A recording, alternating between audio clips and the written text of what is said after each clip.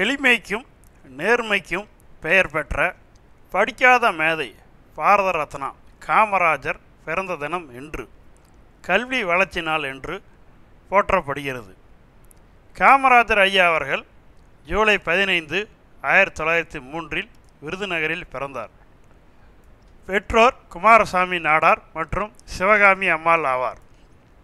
முதலில் இவருக்கு குலதெய்வமான காமாட்சியின் பெயரையே முதலில் சூட்டினார்கள்.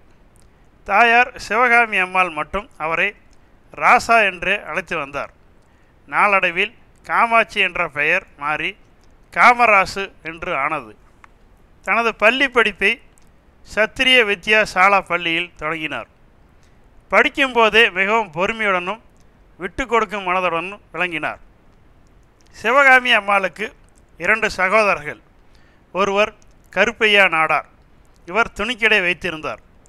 மற்றொருவர் பெயர் காசி நாராயண நாடார், இவர் திருவனந்தபுரத்திலே மரக்கடை வைத்து நடத்தி வந்தார். பள்ளி படிப்பை தொடர முடியாத நிலை ஏற்பட்டதும் காமராசர் தன் மாமாவின் துணிக்கடையில் வேலையில் அமர்ந்தார். அங்கிருக்கும்போது வரதராசலு நாயுடு போன்ற தேச தலைவர்களின் பேச்சுக்களில் கவரப்பட்டு அரசியலிலும் சுதந்திர போராட்டங்களிலும் ஆர்வம் காட்டினார். தன்னுடைய 16ஆம் வயதில் காங்கிரஸில் உறுப்பினராக ஆனார். ராஜாஜியின் தலைமையில் 1930 மார்ச் மாதம் வேதாரண்யத்தில் உப்பு சத்தியாகிரகம் நடைபெற்ற போது அதில் கலந்து கொண்டார். அதற்காக காமராசர் கைது செய்யப்பட்டு கல்கத்தா அலிப்பூர் சிறையில் அனுப்பப்பட்டார். அடுத்த ஆண்டு காந்தி இர்வின் ஒப்பந்தத்தின் அடிப்படையில் விடுதலையானார். விருதுநகர் வெறிகுண்டு வழக்கில் கைதாகி சேலம் டாக்டர் வரதராஜு நாயுடின் வழக்காடும் திறமையால் குற்றச்சாட்டு நிறுவப்படாததால் விடுதலையானார். 1940 மீண்டும் கைதாகி வேலூர் சிறையில் அடைக்கப்பட்டார். அங்கிருக்கும் போது விருதுநகர் நகராட்சிக்கு தலைவராக தேர்ந்தெடுக்கப்பட்டார். 9 மாதங்களுக்கு பின் விடுதலை ஆனதும் நேராக சென்று தன் பதவி விலகினார். பதவிக்கு நேர்மையாக முழுமையாக கடமையாற்ற முடியாத நிலையில் அதில் ஒட்டி கொண்டு இருப்பது தவறு என்பது அவருடைய கொள்கையாக இருந்தது. மீண்டும் 1942 ஆகஸ்ட் புரட்சி நடவடிக்கைகளுக்காக கைது செய்யப்பட்டார். இந்த முறை 3 ஆண்டுகள் தண்டனையாக பெற்றார். காமராசர் சிறந்த பேச்சாளரும் நாடாளுமன்றவாதியுமான சத்தியமூர்த்தியை தன் அரசியல் குருவாக ஏற்றுக்கொண்டிருந்தார். 1936 சத்தியமூர்த்தி பிரதேச காங்கிரஸின் தலைவரான போது காமராசரை செயலாளராக ஆக்கினார். இவரின் முயற்சிக்கு காங்கிரஸ் கட்சி நல்ல வளர்ச்சி கண்டு தேர்தல்களில் பெரு வெற்றி பெற்றது. இந்தியா சுதந்திரம் அடைந்த போது அந்த செய்தி கேட்டு காமராஜர் முதலில் சத்தியமூர்த்தியின் வீட்டுக்கு சென்று அங்குதான் தேசிய கொடியை ஏற்றினார்.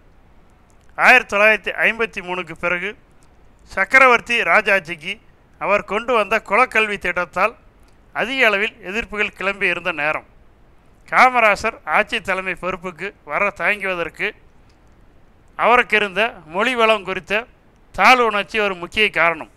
அப்போது தமிழகம் சொன்ன ராஜ்யமாக ஆந்திராவின் பெரும்பகுதி, கர்நாடகாவின் சில பகுதியில் ஆகியவற்றை தன்னகத்தை கொண்டிருந்தது. குலக்கல்வி திட்டத்தால் ராஜாஜியின் செல்வாக்கு வேகமாக கீழிறங்கி கொண்டிருக்க மொழிவாரி மாநிலங்கள் அமைப்பின் காரணமாக அக்டோபர் 1, 1953 ஆந்திரா பிரிந்துவிட்டது. தமிழ்நாடு சுருங்கி போக காங்கிரஸின் உள்ளேயே ராஜாஜிக்கு பெரும் எதிர்ப்பு கிளம்பிவிட்டது. நிலைமை அறிந்த கட்சி மேலிடம் தமிழக அளவில் தீர்மானித்து கொள்ள அனுமதி வழங்கிவிட்டது.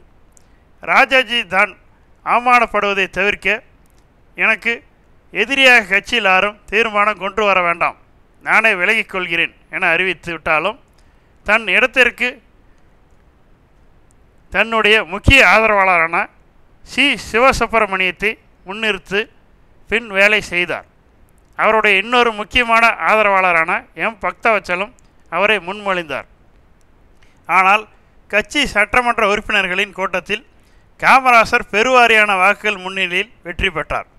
இதுதான் காமராசர் தமிழக முதல்வராக 1953 தமிழ் புத்தாண்டு அன்று பதவியேற்றதன் பின்னணி. காமராசர் அமைச்சரவை அமைத்த விதத்தில் சில நுட்பமான விஷயங்கள் இருந்தன. மிக குறைந்த எண்ணிக்கையிலே 8 பேர் அமைச்சர்கள் இருந்தனர். தன்னை எதிர்த்து போட்டியிட்ட சி. சுப்பிரமணியம், அவரை முன்மொழிந்த எம். பக்தவச்சலம் இருவரையுமே அமைச்சரவையில் சேர்த்திருந்தார். அவருடைய அமைச்சரவையில் இடம்பெற்றிருந்த இன்னும் முக்கிய இருவர் ராமசாமி படையாச்சி, மாணிக்கவேலு நாயக்கர் ஆகியோர். இவர்கள் இருவரும் காங்கிரஸை எதிர்த்து போட்டியிட்டு திமுக ஆதரவோடு வென்றவர்கள். 1952 தேர்தலில் திமுக போட்டியிடவில்லை என்றாலும் அது சில வேட்பாளர்களை வெளிப்படையாக ஆதரித்தது. அமைச்சரவையில் இன்னொரு குறிப்பிடத்தக்க அம்சம் பி. பரமேஸ்வரன் என்கிற அமைச்சர். அவருக்கு தரப்பட்டிருந்த பொறுப்பு தாழ்த்தப்பட்டோர் நலம் மற்றும் அறநிலைத்துறை. ராஜாஜி கொண்டு வந்திருந்த குலக்கல்வி திட்டத்தை கைவிட்டார். காமராசர் ஆட்சி காலத்தில் தமிழகத்தில் பள்ளிகளின் எண்ணிக்கை 27,000 ஆனது. 1920 நீதி கட்சி அரசு ஆதரவுடன் சென்னை மாநகராட்சியில் மதிய உணவு திட்டம் கொண்டு வரப்பட்டது. முதலில் 1000 விளக்கு பகுதியில் இருந்த ஒரு மாநகராட்சி பள்ளியில் காலை உணவு திட்டமாக அறிமுகப்படுத்தப்பட்டது. பின் மேலும் 4 பள்ளிகளுக்கு விரிவுபடுத்தப்பட்டது. இந்த திட்டமே 1960களில் காமராஜரால் அறிமுகப்படுத்தப்பட்டு எம்.ஜி. ராமச்சந்திரனால் 1980களில் விரிவுபடுத்தப்பட்ட சத்துணவு திட்டத்தின் முன்னோடியாகும். அவரது மதிய உணவு திட்டம் இன்று உலக அளவில் பாராட்டப்படும் திட்டமாகும். அதன் பலனாக பள்ளிகளில் படிப்போரின் எண்ணிக்கை 37 விழுக்காடாக உயர்ந்தது. முன்னர் இது 7 விழுக்காடாக இருந்தது. பள்ளிகளில் வேலை நாட்கள் 180 200 உயர்த்தப்பட்டது. சென்னை இந்திய தொழில்நுட்ப நிறுவனம் தொடங்கப்பட்டது. காமராசர் முதலமைச்சராக பதவி வகித்த காலங்களில் நாட்டு முன்னேற்றம், நாட்டு மக்களின் வாழ்க்கை முன்னேற்றம், கல்வி, தொழில் வளத்துக்கு முன்னுரிமை அளித்து பல திட்டங்களை நிறைவேற்றினார். அவரது ஆட்சியின் கீழ் 10 முக்கிய நீர்ப்பாசன திட்டங்களை நிறைவேற்றப்பட்டன.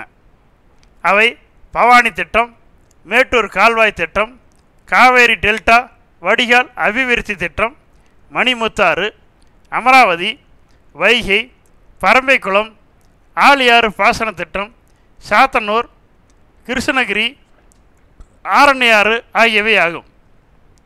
கன்னியாகுமரி மாவட்டத்தில் மலை கிராமங்களுக்கு குடிநீர் பிரச்சனை தீர்ப்பதற்காக காமராசரால் கட்டப்பட்ட மாத்தூர் தொட்டிப்பாலம் ஆசியாவின் மிகப்பெரிய தொட்டிப்பாலமாக இன்றளவும் உள்ளது. அவர் காலத்தில் தமிழகத்தில் தொடங்கப்பட்ட முக்கிய பொதுத்துறை நிறுவனங்களும் பெரும் தொழிற்சாலைகளும் பாரத மிகுமின் நிறுவனம், நெய்வேலி பழுப்பு நிலக்கரி நிறுவனம், மணலி சென்னை சுத்திகரிப்பு நிலையம் MRL, இதன் தற்போதைய பெயர் CPCL, ரயில் பெட்டி இணைப்பு தொழிற்சாலை ICF, நீலகிரி புகைப்படச்சொருள் தொழிற்சாலை, கிண்டி மருத்துவ சோதனை கருவிகள் தொழிற்சாலை, மேட்டூர் காகித தொழிற்சாலை, குந்தா மின்திட்டம், நெய்வேலி மற்றும் ஊட்டி ஆகிய இடங்களில் வெப்ப மின்திட்டங்களும் காமராசரால் ஏற்படுத்தப்பட்டவை. காமராசர் முதலமைச்சரான முதல் ஆண்டிலே அனைத்து தொடக்கப்பள்ளி ஆசிரியர்களுக்கும் ஓய்வூதியம் வழங்கப்பட்ட ஆணையிட்டார். பின்னர் உயர்நிலைப் பள்ளி ஆசிரியர்களுக்கும் அதன் பின் தனியார் கல்லூரி ஆசிரியர்களுக்கும் ஓய்வூதியம் வழங்கப்படி ஓய்வூதிய திட்டத்தை நீட்டித்தார். 1967 ஆண்டு நடைபெற்ற தமிழக சட்டசபை பொது தேர்தலில் தமது சொந்த ஊரான விருதுநகர் தொகுதியில் பே. சீனிவாசன் என்பவரால் 1285 வாக்குகள் வேறுபாட்டில் தோற்கடிக்கப்பட்டார். நாகர்கோவில் மக்களவை தொகுதியில் 1969 நடைபெற்ற இடைத்தேர்தலில் வெற்றி பெற்றார். 3 முறை 1954 முதல் 57 வரை, 1957 முதல் 62 வரை, 1962 முதல் 63 வரை முதலமைச்சராக தேர்ந்தெடுக்கப்பட்டிருந்த காமராசர் பதவியை விட தேசப்பணியும் கட்சி பணியும் முக்கியம் என்பதை மக்களுக்கு, குறிப்பாக கட்சி தொண்டர்களுக்கும் காட்ட விரும்பிக் கொண்டு வந்த திட்டம்தான் கே பிளான் எனப்படும் காமராசர் திட்டம். அதன்படி கட்சியின் மூத்த தலைவர்கள் பதவிகளை இளையவர்களின் ஒப்படைத்துவிட்டு கட்சி பணியாற்ற செல்ல வேண்டும் என்று இவர் நேருவிடம் சொன்னதை அப்படியே ஏற்றுக்கொண்டார் நேரு. காமராசர் திட்டத்தை முன்மொழிந்த கையோடு தன் முதலமைச்சர் பதவியை பதவி விலகல் செய்து 2 அக்டோபர் 1963 பொறுப்பினை பக்தவச்சலிடம் ஒப்படைத்துவிட்டு டெல்லி சென்றார் காமராஜர். அக்டோபர் 9 அன்று அகில இந்திய காங்கிரஸின் தலைவர் ஆனார். லால் பகதூர் சாஸ்திரி, மொரார்ஜி தேசாய், ஏசு கே பாட்டீல், ஜெயரவின் ராம் போன்றோர் அவ்வாறு பதவி சோர்ந்தவரில் முக்கியமானவர்கள். அகில இந்திய அளவில் காமராஜரின் செல்வாக்கு கட்சியினரின் மரியாதைக்குரிய இருந்தது. அதனாலேயே 1964 நேரு இறந்தவுடன் இந்தியாவின் தலைமை அமைச்சராக லால் பகதூர் சாஸ்திரியை முன்மொழிந்து காமராஜர் சொன்ன கருத்தினை அனைவரும் ஏற்றனர். 1966 லால் பகதூர் சாஸ்திரியின் திடீர் மரணம் ஏற்பட்ட போது, அசாதாரண அரசியல் சூழ்நிலையின் போது இந்திரா காந்தியை தலைமை அமைச்சராக வர செய்வதில் காமராஜருக்கு கணிசமான பங்கு இருந்தது. காமராஜருக்கு இந்திரா காந்தியுடன் ஏற்பட்ட பிணக்கின் காரணமாக காங்கிரஸ் கட்சி இரண்டாக உடையும் நிலை ஏற்பட்டது. காமராஜரின் தலைமையிலான சிண்டிகேட் காங்கிரஸ் தமிழக அளவில் செல்வாக்குடன் திகழ்ந்தது. ஆனாலும் திராவிட முன்னேற்ற கழகத்தின் மாபெரும் வளர்ச்சியால் அதன் பலம் குன்றி போக காமராஜர் தன்னுடைய அரசியல் பயணத்தை தமிழக அளவில் சுருக்கி கொண்டார். தமிழக ஆட்சியாளர்களின் தவறுகளை சுற்றி காட்டி வந்தார். இந்திரா காந்தி நெருக்கடி நிலையினை அமல் செய்த போது அதனை கடுமையாக எதிர்த்தவர்களில் காமராஜர் ஒருவர். இந்தியாவின் அரசியல் போக்கு குறித்து மிகுந்த குறையும் கவலையும் கொண்டிருந்த நிலையில் காமராஜர் இருந்தார். இந்நிலையில் இந்தியாவின் விடுதலைக்கு பாடுபட்ட ஜெயபிரகாஷ் நாராயணன், மொரார்ஜி தேசாய் மற்றும் பல தலைவர்கள் இக்காலத்தில் இந்திரா காந்தி அரசால் கைது செய்யப்பட்டிருந்தனர். அக்டோபர் 2 காந்தியடிகள் பிறந்த நாளன்று அவர்கள் விடுதலை செய்யப்படுவார்கள் என்று எதிர்பார்த்திருந்தார் காமராஜர். ஆனால் அன்று ஆச்சாரியா கிருபாவளியும் கைது செய்யப்பட்டார் என்ற செய்தியை கேட்ட அன்றே உயிர் துறந்தார். எளிமைக்கும் நேர்மைக்கும் பெயர் பெற்ற படிக்காத மேதை காமராஜர் அக்டோபர் 2, 1975 திங்கள் 2ஆம் நாள் காந்தியின் பிறந்தநாள் அன்று தனது 72வது அகவையில் மதிய உறக்கத்திற்கு பின்னர் சென்னையில் இவ்வுலகை விட்டு பிரிந்தார். அவர் இறந்தபோது பையில் இருந்த சிறிதளவு பணத்தை தவிர வேறு வங்கி கணக்கோ சொந்த வீடோ வேறு எந்தவித சொத்தோ இல்லை. தன் வாழ்நாளில் இறுதி வரை வாடகை வீட்டிலே வசித்தார். தமிழ்நாடு அரசு காமராஜர் நினைவை போற்றும் வகையில் சென்னை கிண்டியில் நினைவிடம் ஒன்றை அமைத்துள்ளது. இங்கு காமராஜரின் மார்பளவு சிலை அமைக்கப்பட்டுள்ளது. கன்னியாகுமரியில் காமராஜர் மணிமண்டபம் ஒன்றை அமைத்துள்ளது. இங்கு காமராஜரின் மார்பளவு சிலையும் நூலகமும் அமைக்கப்பட்டுள்ளது. அவரின் வாழ்க்கை வரலாறு தொடர்பான புகைப்படங்கள் பொதுமக்கள் பார்வைக்கு கண்காட்சியாக வைக்கப்பட்டுள்ளது. 2004ஆம் ஆண்டு காமராஜர் என்கிற பெயரில் அவருடைய வாழ்க்கை வரலாற்றை சித்தரிக்கும் திரைப்படம் வெளியாகினது. அதன் ஆங்கில மொழியாக குறுந்தகடு 2007ஆம் ஆண்டு வெளியிடப்பட்டது. இதுவரை தென்னாட்டு காந்தி, படிக்காத மேதை, அரசரை உருவாக்குபவர், பெருந்தலைவர் என்றெல்லாம் புகழ்பட்டவர். இவர் கருப்பு காந்தி என்றும் அன்போடு அழைக்கப்படுகிறார். காமராஜரின் மறைவுக்கு பின் 1976 இந்திய அரசு இவருக்கு பாரத ரத்னா விருது வழங்கியது. மதுரை பல்கலைக்கழகத்திற்கு மதுரை காமராஜர் பல்கலைக்கழகம் என்றும், சென்னை பன்னாட்டு வானூர்தி நிலையத்திற்கு உள்நாட்டு முனையத்திற்கு காமராஜர் பெயரும் சூட்டப்பட்டுள்ளது. நான் பார்த்த தலைவர்களே, நான் கேள்விப்பட்ட தலைவர்களிலே காமராஜரை போன்ற சிறந்த தலைவரும் நேர்மையான தலைவரும் இதுவரை உலகமே காணவில்லை. மேலும் இது போன்ற அரிய தகவல்களுடன் நாளை சந்திப்போம். இந்த தகவல்கள் பிடித்திருந்தால் இந்த சேனலை லைக் பண்ணுங்கள், சப்ஸ்கிரைப் பண்ணுங்கள், கமெண்ட் பண்ணுங்கள், நண்பர்களுக்கும் பகிர்ந்து கொள்ளுங்கள். நன்றி, வணக்கம்.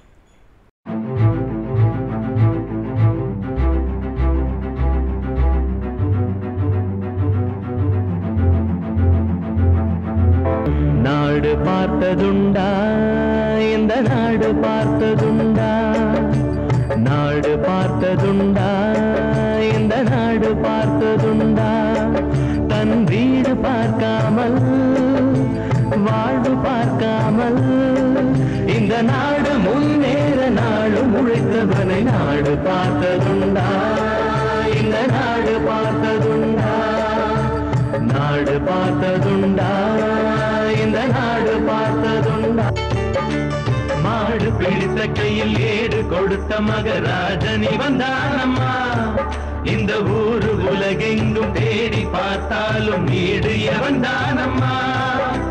வலிமை இருந்த போதும் மிக எளிமையோடு இருந்தார். வேலை உள்ளம் கொண்ட கருப்பு காந்தீவனே. நாடு பார்த்ததுண்டா